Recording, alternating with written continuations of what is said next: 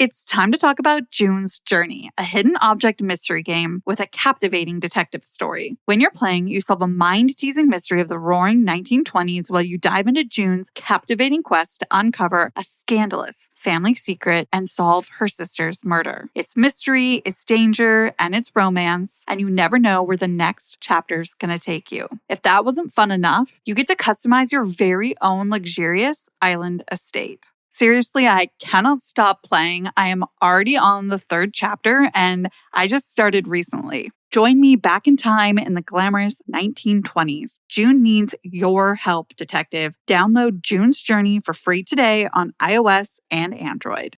Is your daily grind getting you down? A ThermoSpa's hot tub may be the solution. Just a few minutes under those powerful soothing jets, and all your stress seems to melt away, like you're lying on a cloud of bubbles. You'll not only feel better, but sleep better too. Call 877-861-4672 now, and for a limited time, save $1,250. Call 877-861-4672 or visit thermospas.com to schedule a free on-site assessment. This podcast may discuss topics graphic in nature and possibly triggering to survivors. We value the safety and well-being of all of our listeners, so please practice personal discretion. Now, enjoy the show. Hey, I'm Paige. And I'm Natalie. We're the hosts of the Murder Diaries podcast. We bonded over tacos and true crime after we matched on Bumble BFF. You know, like any normal millennial using an app to meet new friends. Every Thursday, we upload a new episode. In each episode of the Murder Diaries, we tell true crime one story at a time. One week it's my turn. And the next week it's mine. You still think it's in my head, but I'm walking with the dead.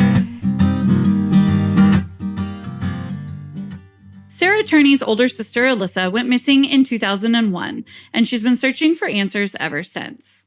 From appearances on People magazine to her own podcast, Voices for Justice, Sarah has brought attention to Alyssa's case by whatever means possible.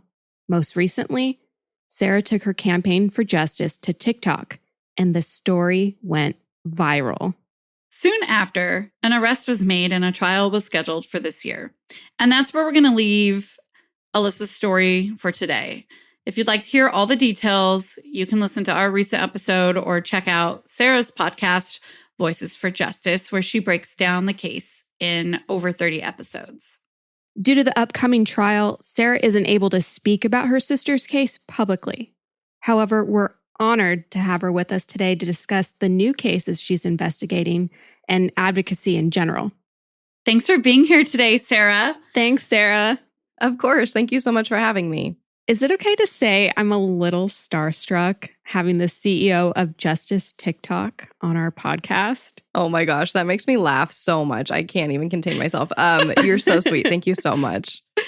I'm a little starstruck too, and we're so thankful that you're giving us your time today.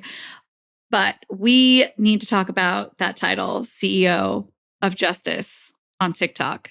We freaking love it. Can you tell us a little bit about like where that came from? What does it mean? How'd you come up with it? Give us the deets. Yeah, it's a trend. It's like like everything else I do on TikTok. I'm really just trying to stay hip and or with it and follow the trends.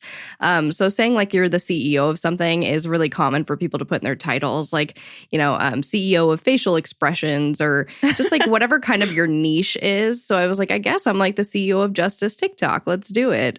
So yeah, it's just kind of a joke and a way to tell people, you know, what my account is about, essentially. I feel like you're the CEO of justice in general, though, not just of TikTok, because you're really bringing your A game and shedding light on so many stories that need attention. So I definitely give you finger snaps. I'd snap my fingers if the editor wouldn't hate me for doing it into the mic.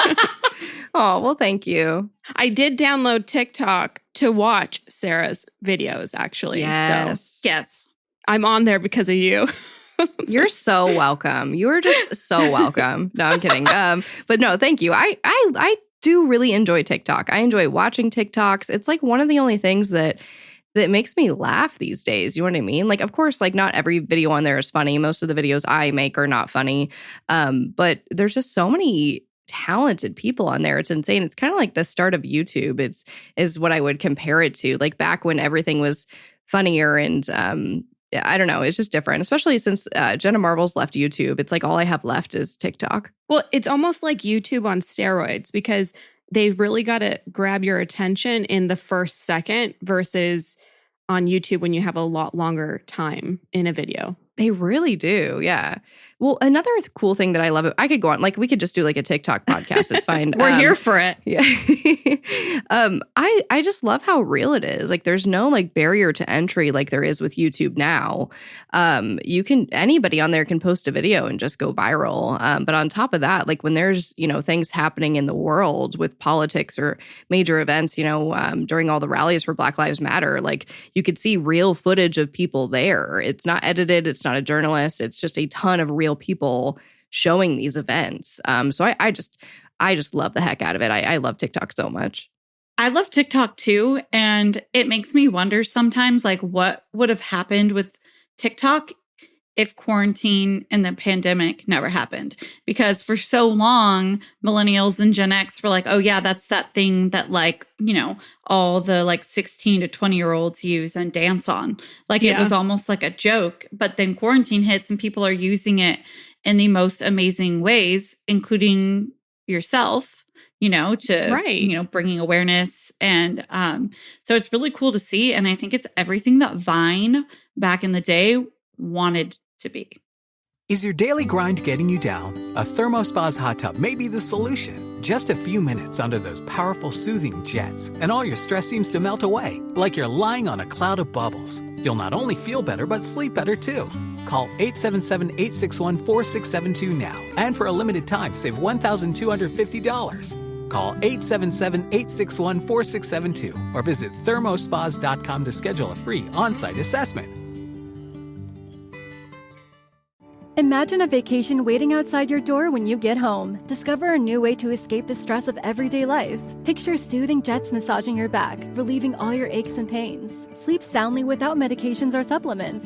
Call 1-877-861-4672 to get $1,250 in instant savings, including free delivery. Call 877-861-4672 now, or visit thermospas.com to schedule a free on-site assessment. I agree. That's kind of my take. No, and I'm so glad you brought it up because the quarantine boom in TikTok changed everything. That's when I downloaded TikTok. That's when I think it was something like 1 billion new people joined TikTok. And it's not just kids, like you said. It is very much filled with people in their 30s, 40s, 50s, upwards of that.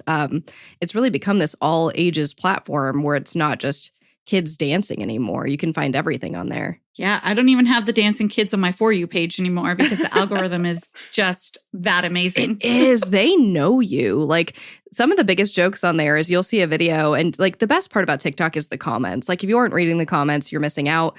So you see this video and you go to the comments and everyone's like, you really mean for you with this post. Like, holy crap. Yeah. And I don't know what type of sorcery magic they have with that algorithm, but it is like, they know you. They know you better than any social platform, I would dare to say. Definitely better than Instagram Reels algorithm. Oh, yeah. And a lot of the same videos are on there. So you can really feel the difference.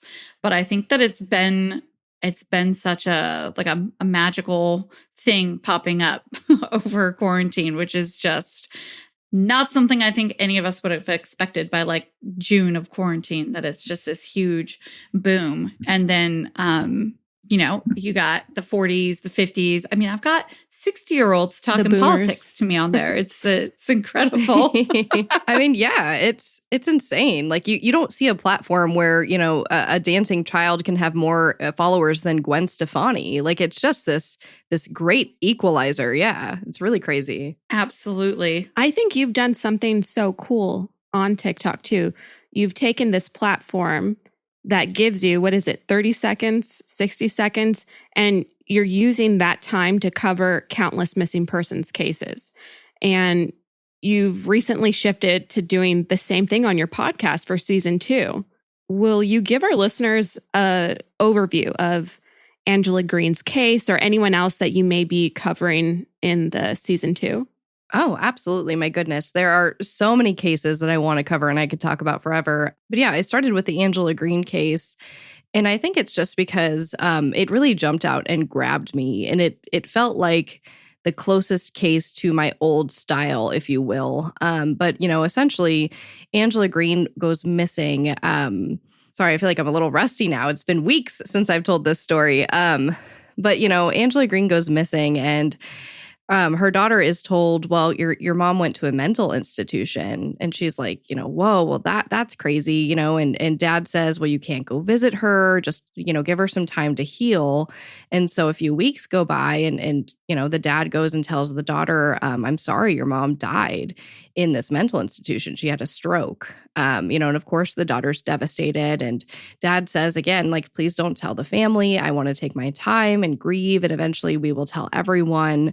But then something like 8 months goes by, and, Ellie is Angela's daughter, and she says, I have to tell my mom's family. I can't just keep going on like this. And, luckily for Ellie, the family members that she tells, one is a doctor and one is a lawyer. And so they're like, hey, like, if your mom died, there's a death certificate that exists out there. So Ellie goes to look for it. Of course, this death certificate is nowhere to be found. And eventually they get a wellness check. The police go to, Angela's husband, and he's like, oh no, she didn't die. She ran away with some friends. So at this point, Ellie starts recording every single call with him, recording every single interaction. And it's just a really sad story. Angela is, of course, still missing. So we are still looking for her, but there's, crazy recent developments. I play a lot of calls between Ellie and her dad. It's a really sad story, but one that I think needs to be told. Definitely. I mean, I'm almost shocked at how many red flags there are coming up about the dad. I mean, we don't know for sure. I mean, nothing's been, taken to court, but it is kind of amazing that he thought he could get away with telling his daughter all these lies. Yeah. I mean, you have to ask, why are you lying? Mm-hmm. Why aren't you telling the truth? What's behind that? Right. I think that's natural for anyone to just wonder. I mean, anybody about any situation, I think you just like, why are you lying? Like, even to a little kid about lying about something stupid, you're like, what's the motivation there, sir or ma'am? Yeah. So I think it's kind of natural for people to not trust people who lie. And I'm sorry, we do know one thing, and that is that he has lied about this situation. At some points, yes. And, both of us have listened to all 3 episodes, and it's been great kind of seeing what's to come in season 2. So tell us a little bit more. This particular case, we got 3 episodes on, but now we have moved on to a new case. So what can we kind of expect with some of the coming cases? Yeah, of course. And thank you through like coaching me how to promote my own podcast, because I'm still not great at that. But no, I mean, I didn't mean that to be sarcastic. Yeah. So, I do cover other cases, obviously. So I like infamously in this first episode of my new season, I'm like, most cases are going to be covered in one episode. And then I hit you with a 3-parter. That was kind of the best thing, though, because the minute I finished episode 1, I was like, I need more. Same. You just have a way of telling stories that I honestly feel like you were meant to be in this sphere of storytelling. Oh, thank you. I mean, so I do prefer cases where I have a ton of information, where I have real audio, where I have real video.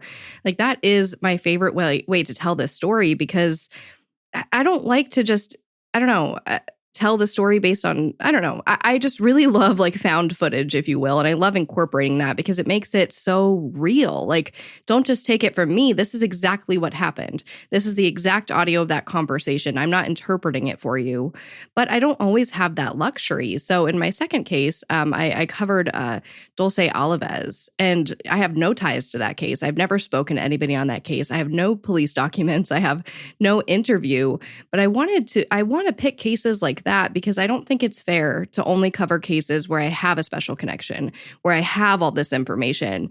Like, those kids, or whatever the case might be, missing, murdered, wrongfully convicted, they deserve justice too, even if I can't get all the required materials that I would love to get to make a fantastic, amazing production. So I'm really trying to balance that, and of course, My third case is Alicia Navarro that I'm super close to. Like, I've met her mom.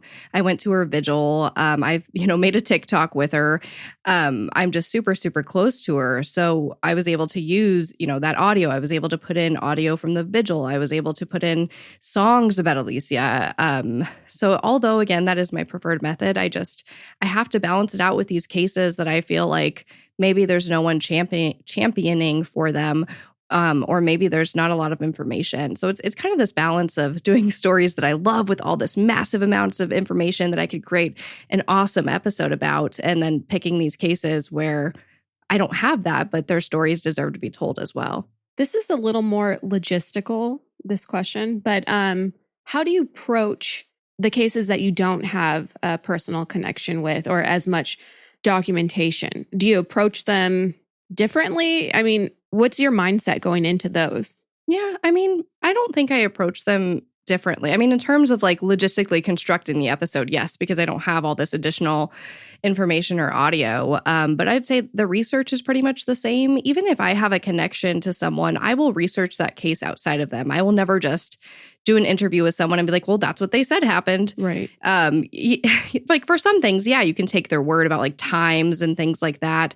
But I also think it's pretty irresponsible to just take an interview and turn that into everything I know about this case. I have a duty to the person that I'm speaking about, the victim, to go a step further. So in either case, I do try to request documents, police documents for most of my cases. I am not doing great at that. I'm going to be totally honest. I keep getting told no left and right for these police documents, and it's really frustrating.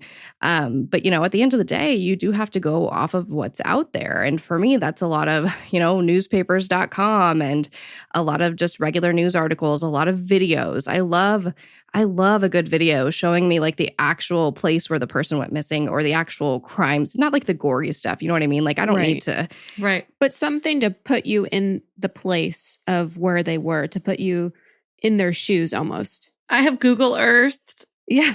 So much and so many times, and I'll screenshot and send it to Natalie, or, I'll say something in an episode like, okay, so when I Google Earthed, this is what I saw, like, outside of the articles and documentaries with, family member interviews and things like that. Putting yourself a little bit in the space, not the crime scene, but the space really just gives you like those tingles. Like when I was hearing about a victim we spoke about whose last like known CCTV footage is from a convenience store. I'm Google Earthing that convenience store. What's around it? What does it look like? Like, not to investigate and assume things about the case, but yeah, just to put yourself in that space. I think it's really important to, it's like one of the only ways that you can kind of connect with a victim in a way, or at least for me, it helps me feel a little bit connected to the victim. Exactly. And I agree with what you were saying, Sarah, about you can't take anyone's word for it either. If you can't just assume that whoever wrote the article did their homework. If we're not double checking, then that's on us. Exactly. So, yeah. Well, and I have to say, I have seen traditional news outlets get a lot of things wrong. So I even take that with a grain of salt all the time. Dates, facts, everything. So yeah, it's hard. It is really, really hard for me because I feel like I've been spoiled and that I'm used to like, well, here's, the case file. And I'm like, yes, I have everything I need. And now I have to go off of some journalist who I don't know, and I don't know how good their work is. But, that's why I like to supplement with videos too, especially for like Dulce Olives, where I had nothing. I found all these great videos of people, walking the scene. I'd read 1,000 times that, her mom's car was parked 30 meters from where she was playing. But no, I want to see the video of someone walking from the parking lot to that playground. Like, let me get in there and see this. But I'm also just like really obsessive about research. Like I will go on like the craziest deep dives to find the smallest piece of information. It's just kind of how I'm hardwired. So yeah, it's hard for me because I feel like even my best well-researched episodes, I always feel like there's more. I feel like it's never really like you could craft an episode for years and not get everything. You know what I mean? So it's like my cross to bear. It's fine. No, but that makes so much sense because you see these and hear about these detectives that are on a case, and they always seem to have one where they can't let go because there's so many unanswered questions. And that's just how it is, because if you weren't there at the time that it happened, then there are too many variables that are, at play. Yeah. And you have to discuss that. Absolutely. I don't know. I try to present it as fairly as possible. And, even though most times, I am siding with, the victim and their family, because I think a lot of times when they are doing a ton of media, that's pretty trustworthy. But I still try to make a point to argue kind of every side, even the Alicia Navarro case. I really don't think, for those of you who aren't familiar, Alicia went missing. She was 14. She left a note for her family saying, I'm sorry, I'll be back. I swear, I'm running away. And she's been gone for over a year now. And her mom just does, I cried so many times making this episode because I feel so bad for her mom. But even so, I said, could this be a family member? Knowing that Jessica, Alicia's mom probably isn't going to be too happy with that. But it's you have to be fair. You have to be fair. I don't know that it's not a family member, so I can't exclude that theory. So I try to be as fair as possible, given my background and given just how much I care about these families. And I honestly think that our listeners need to check out your episodes, because you're not going to get that level of understanding anywhere else. Hey, thanks. Paige and I can try, and we do our best to tell these stories, but it's just a different level that you get on Voices for Justice. Well, thank you. Yeah, I do. I think some of the best feedback I get is from the people I interview. Because usually when I go into an interview, I'm hey, just so you know, I am working on the case details in the back. I probably won't mention a lot about the day that things happened. I feel that's kind of my responsibility. And a lot of the times you hear this sigh of relief of oh my gosh, I don't have to tell this story for the 5,000th time. And a lot of the times I'll ask them, I will because they naturally do it anyway. That's kind of how these conversations unfold, is that I typically don't even have to ask the questions without them. They just gush about it. And it turns into this really nice, natural conversation that, is great audio for the podcast. But yeah, I love the way that I'm getting this feedback about interviewing people, because I think it's really hard as a family member to listen to a podcast and you're all they did was put out my interview. Right. You know what I mean? And I get it. So thankful for the exposure. A lot of people have really successful podcasts like that. But, when I entered this space, I was what is my job as a podcaster? I want to make this as easy as possible for them. So I don't want to ask them what the date was or the time when I can go look that up. That was something that was just really important to me. And I might be shooting myself in the foot, because I know it is a really popular podcast format. And I'm not hating on those people. I took all of my own personal experiences and just kind of said, I want to treat these people the way I wanted to be treated. I think that's where that difference of perspective, or that different level that Natalie was talking about, I think that's where it kind of comes in from, right? It's that background, it's that experience that you've had. And I think something that hit me when we've spoken before was just that idea of not making these loved ones, these family members, relive that whole thing. I won't do it. Like I said, it usually does naturally unfold that way, because we just talk as human beings. And so they can confide in me and they talk about how awful everything is. It naturally comes up.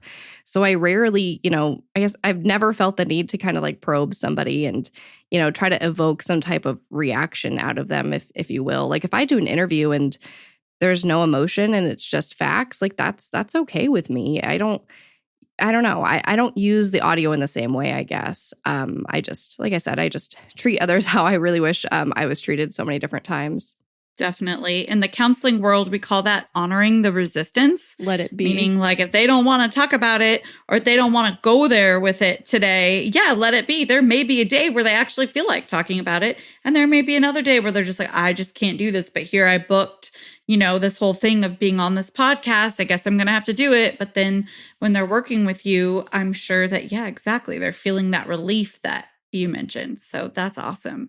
What a safe space for them, I think that's so. That's exactly what Voices for Justice feels like. It feels like a safe space. Oh, well, like I said, I really hope so. I'm thinking of a point when I was interviewing Alicia Navarro's mom. And I know on the first day that her daughter went missing, she went to go look for her herself, and she saw some really terrible things. She's in West Phoenix/Glendale. Like, I grew up there as a teenager. Like, I know what's there, and it's bad. It's kids doing drugs, and it's kids, selling their bodies for sex. And it's really, really horrific, especially for a mom who just found out her daughter ran away.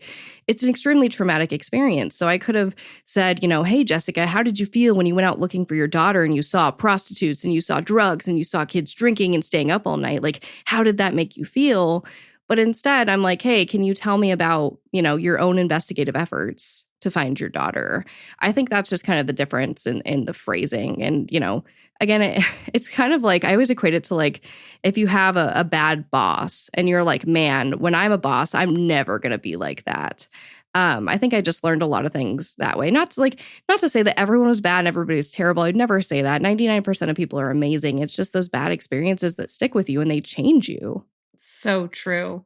So true. Especially living through an experience like that. I mean, how often do you, for example, hear how somebody with a missing loved one was treated by, let's just say law enforcement, whether it was kindly and lackadaisical, or whether it was, coming from like a rude place. Like, how often do you hear that? Because Natalie and I have definitely heard that from, a few folks that we've spoken to who have missing loved ones, was just like really bad experiences and just feeling really like no one cares. Or if they do care, that they are out of control of the situation. And I couldn't even imagine something like that.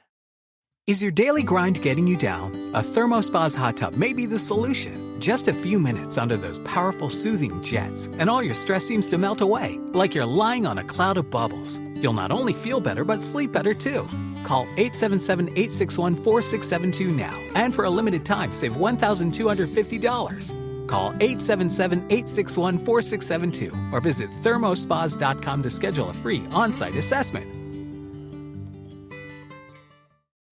Yeah, no, and that's exactly true. And, to be honest, I talk to a lot of families who are afraid to say anything negative about law enforcement.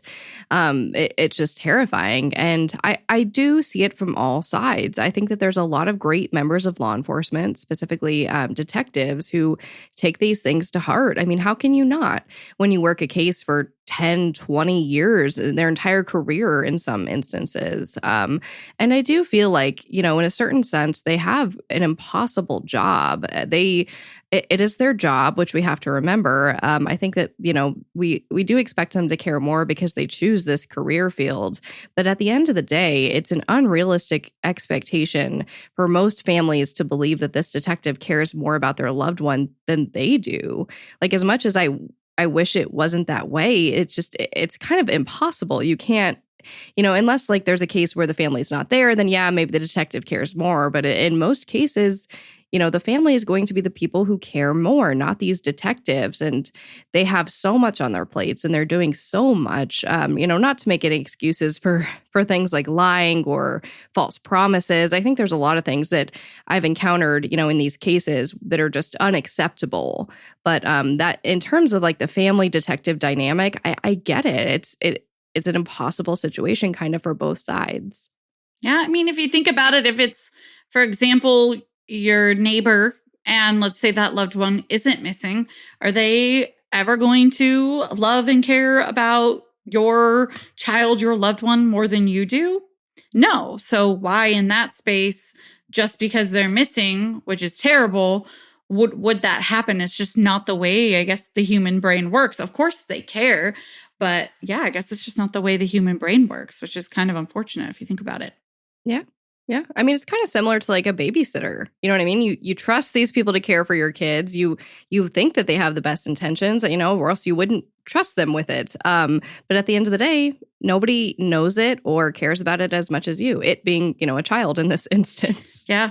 We've talked a lot about how you approach your cases and your experiences with these families who have gone through these situations. Do you have any advice for someone who wants to do what you do, or perhaps advice for someone that finds themselves in a similar position as those families? Like, what do they do to get the word out there?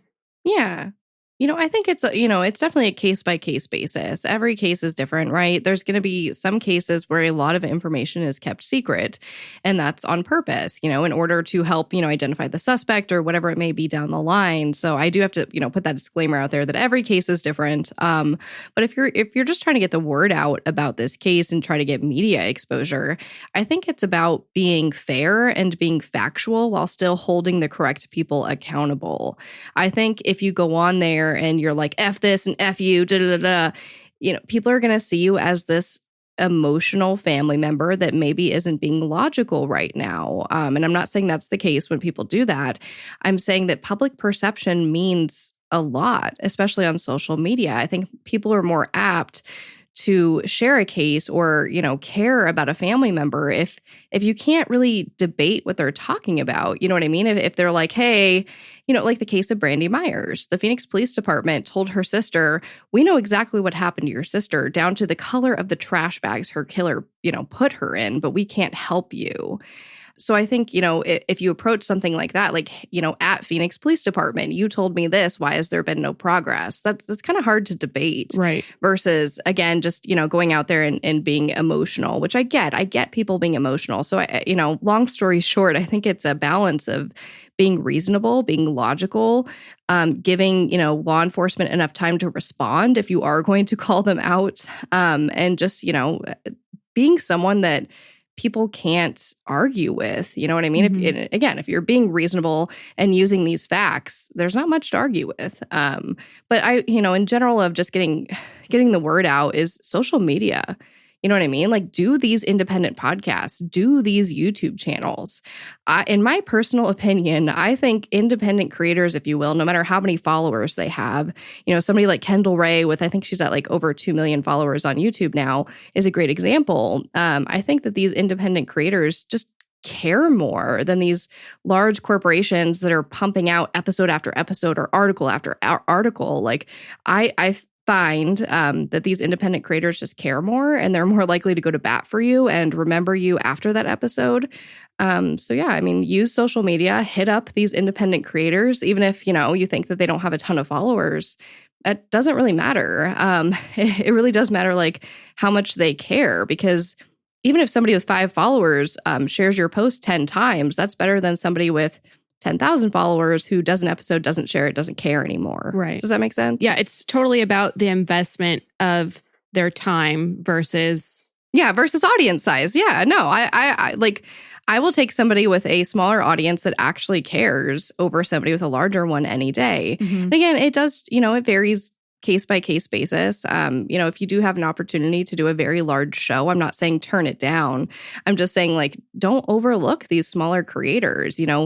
You never know who's going to blow up. You never know who's going to be your new best friend kind of fighting in your corner. Well, and something that we've heard before is that, oh, sorry, this story is getting so much coverage. It's of no use to us. It's not exciting anymore. It's not something that we're really interested in covering because it's just been done so many times over and over again. Like, let's say somebody's got a really good media push out there for their loved one, that's some of the feedback they're getting, even from these really established podcasts and things like that. So what you're saying makes sense. Yeah. And I hate that. Like, that is one of the things as, a creator that I strive to not be is, if a person needs justice, I don't really care how big the case is. You know what I mean? Like, one day I do want to cover Maura Murray. It's a huge case, and I think it's going to take, like, I'm tempted to do an entire podcast on it, but I would never say, well, she's had so much attention, like, I'll just move on to a different case. She still doesn't have justice. I'm sorry. At the end of the day, that person still needs justice. I don't really care how big the case is. Mm-hmm. I care about helping. But, that's just me. That case, the case of Maura Murray, is one that has sat with me for so long. Since around the time, I think it's been getting coverage pretty much since it happened, if I'm not mistaken. And that is a case that is one of the few that just, they all kind of leave a scar. But that one is, that one's haunting because, as you mentioned, it's that aspect of, like, no justice, no body, no nothing, just gone. And it's been going on almost 20 years now. So I would love to see you do a full podcast on that. That would be amazing. I'm so down to hear you tell her story. I mean, you could get so many episodes out of it, really. I know. I could do it forever. Well, and, and I think it goes back to the family. And I specifically with Maura Murray, I have seen creators come out and say, I would never do an episode on Maura Murray. It's just so overplayed. And it's like, listen, it's not a one-hit wonder from the 90s and it's overplayed. Like, her family is on the internet reading these things too. Can you imagine being a family member being told, your family member's case is so big, you don't need my help? And it's like, what do you mean? It's not solved. There's no justice. Of course I need your help. What you're really saying is it's so big and so overplayed, I don't want to cover it. And that's fine. Just tell the truth. You know what I mean? Don't say it doesn't need help when it's obviously unsolved and in need of help. Yeah. Or how about, we can't help in this facet, but where can we donate? How else can we assist? We're not able to have this, for example, this story on our podcast, but what we can do is this or whatever, finding a different solution for these families, because obviously they haven't had help to the point that got justice for their missing loved one.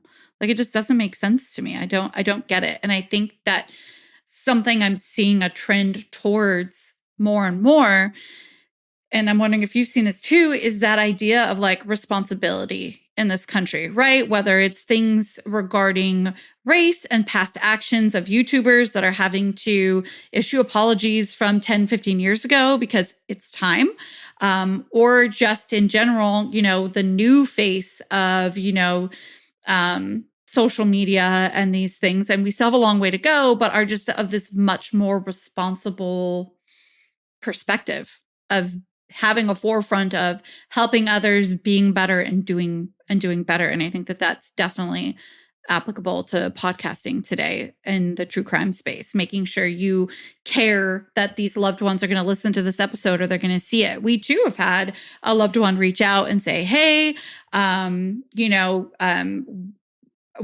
they hadn't listened yet, but hey, we see you covered this case, and they had a couple of questions. Like, they wanted to check in on it, and it made us think like, oh wow, like we learned a really big lesson. Like, there was somebody out there searching the hashtags of this person's name. Right. They were really nice about it. I mean, nothing bad came out of it, but it was an eye-opening experience for us as creators in this space, thinking, okay, well, we have this responsibility, like Paige was mentioning. Yeah. And we realized, okay, we're too young of a podcast to handle this responsibility right now. Let's take a beat from the idea of missing persons, covered ones that are solved that we can have, the full story of while we move forward in this space. And now I think we're just finally probably getting to a spot where we would know a little bit more what to do. Looking at a missing person's website, reach out, call a number, email an email, and just make sure that, number one, hey, do you want to be on this podcast? Can we discuss this with you? Do you need our platform? Like, we've segued so much from where we began a year and a half ago to now. And I think part of that is because we have changed who we have looked to in the industry, much like we've much more looked towards people like yourself. Obviously, we want to have you on this podcast and things like that. So I think that, not only just learning from you, but others that are doing more things that are like to you. And I do, again, think that that's where the trend is going of where we need to be when we're in this true crime space, as opposed to just telling a gory story. And honestly, it feels better. It feels better to be spending our time. We're going to be doing this anyway. We're telling a story. I want to tell a story that could help somebody. You know what I mean? It's not all about the entertainment. Obviously, that's part of our job, telling these stories. Well, we need them to listen and hear. Right. But at the end of the day, like, we're the ones that have to go to bed with ourselves. And I want to go to bed knowing that I did something positive in the world that day. And it's nice to be able to do that when we tell these stories. Right. I guess I'd like to clarify that what I meant by we need them to listen and hear, I meant like listen to the story and get the story out there. I know you know, but maybe the listeners would have been like, what does she mean? True. We need them to listen and get, downloads, whatever. And at the end of the day, when you put that last, everything just falls into place. So I think that that's important advice that I would give to somebody trying to do, a podcast of any sort, no matter how deep they could get, because I get it, I mean, sometimes, and you probably know more than me, advocacy can become a full-time job. I mean, that is your full-time job, right? Yes, I am like a professional advocate. I love that. At this point. But yeah, I think so much of it comes down to intentions. Mhm. And, with the rise of conscious consumerism, which, I actually have a background in retail and specifically like eco-friendly baby products that are very much conscious consumerism. I've worked for a plastic company that made biodegradable plastics. I have a lot of experience in conscious consumerism, and that's just the way of the world. It's what everything is shifting towards. It's what you eat. It's what you buy. It's what you put on your face. Was this tested on animals? Everything is shifting that way. And, to your point, you were talking about YouTubers getting canceled and these things getting dug up. Yeah, like if you're a podcaster and you made some snide remark about never making a podcast about Maura Murray, like somebody might dig that up someday and it might come to bite you. I think the best case is if you're going to be negative towards, especially something like a missing persons case, like maybe just don't say it at all. Yeah.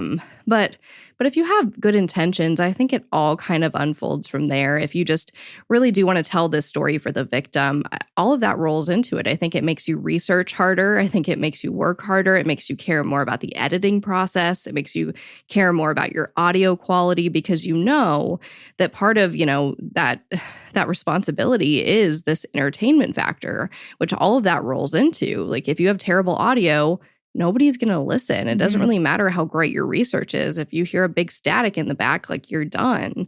If your editing's really sloppy, you're going to get 1,000 comments about mouth noises instead of people talking about the person, the victim. It just kind of all rolls into it. And I think it's pretty clear, the more like podcasting is still pretty new, but it's a growing platform. And I think people can recognize, just like they do on YouTube or any other platform, they can recognize the creators that have good intentions and put in a good amount of effort, and they can, differentiate those from the ones who don't. You're like, oh, wow. So this person really just put that audio out there like that. I think it's just kind of a trend of everything. And podcasting is not excluded from that, especially true crime podcasting. People are being held accountable more and more.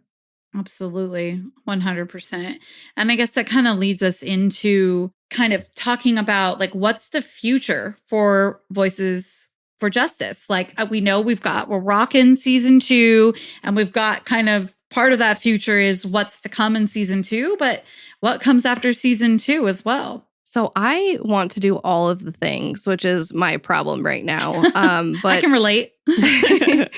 My idea for Voices for Justice is for it to continue to be a weekly program that covers cases in need of justice. I wanted to do it underneath that umbrella because I felt it would be doing, the victims of these stories a disservice to start it under a new podcast with no listeners, if I'm being totally frank. Sure. Why not use this built-in platform that it's taken me years and years to build up? It just makes more sense that way. So it'll go on to be a weekly podcast, potentially forever until I, die in front of the microphone or whatever. But, I do want to do, I have plans to do more long series formats that will be a completely different podcast. Yeah, I know. I'm so excited. I can't wait. Where it's one. We're so excited. Oh my gosh. Because, that is my preferred method. Like I was telling you earlier, I love the cases where I can get 5,000 pages and a million videos. That I love engulfing myself in a story because, like I said, I'm just kind of crazy about research. And so I do that with every episode. But in the future, I will have more one-off podcasts, kind of like season 1 was. And then, of course, after my sister's trial is all said and done, I will finish up that story as well because it is very much unfinished. So yeah, all of the things. I just want to continue to help people and do that in a way that makes me feel good and hopefully is effective. And I think this form of storytelling where I kind of mash real things together is just kind of where I excel. So that's what I'd like to do more of in the future. I'm so excited. We are so excited. Exactly. And we will be looking out and keeping in touch, and our listeners, abreast of what's to come for you and all of the new exciting things that you were just talking about. Well, thank you. Hopefully I can stay around for a long time and help all the people. We'll keep you. It's okay. Yeah. If anything, I'm just coming on here. I'll be your third co-host for doing it. Ooh, I love it. Please do not tempt us with a good time. I know. I was going to say, we might take you up on that offer. Okay, you guys have no idea how bad I want to do true crime frenemies. Okay, but anybody listening, you can't take the idea because I just said it into the universe and now it's mine and it's trademarked. It's Voices for Justice LLC. But I want to do that where I literally fight someone on a podcast every week. It sounds like it would be so much fun. Just to be like, no, you're wrong. This is what happened to John Bonet or whatever. I think I would cry. I would cry. I'm too sensitive for that. I would be so down to listen to something like that because as a true crime consumer, it is really interesting to hear different perspectives, different ideas of what people think happened. But yeah, I don't know if I could be the one fighting with someone. Yeah, I think I'm thinking of an imaginary person that would just be awful and for whatever reason agree to fight with me and just get publicly tormented. It's never going to happen. It's just I never say live never for that. I just live for the day where I can have a co-host. That's all. You could even do that on TikTok. You can use the Google Voice saying something that you disagree with, and then you're like, no, let me tell you why you're wrong. And then then you go into your thing. The Queen of TikTok now has a new series. Come on. Yeah. They're going to commit me if I start a series where I talk to myself. They're going to be like, oh man, you guys, have you seen Sarah's newest videos? It's time. We got to get some doctors in here. Oh my gosh, I love it. Well, this has been such a great time. Thank you so much for being here again today. And we hope that, you won't be a stranger and that maybe in the future we can have you back on. Yeah. Oh, yeah. Thank you for having me. Seriously, it was so much fun. It's nice to talk about advocacy and other cases, so I appreciate it. Is there anywhere you want to plug for our listeners to find you? Yes, I should do that. So please listen to my podcast, Voices for Justice. You can find it on all podcast players, Apple Podcasts, Spotify, everything in between. You can also follow my my antics on social media under Sarah E. Turney on all social platforms. Awesome. And listeners, you know where to find us at the Murder Diaries Pod on Instagram, at the murderdiariespodcast.com, and at the murderdiariespod@gmail.com. Until then, bye. Seeking the truth never gets old. Introducing June's Journey, the free-to-play mobile game that will immerse you in a thrilling murder mystery. Join June Parker as she uncovers hidden objects and clues to solve her sister's death in a beautifully illustrated world set in the Roaring '20s.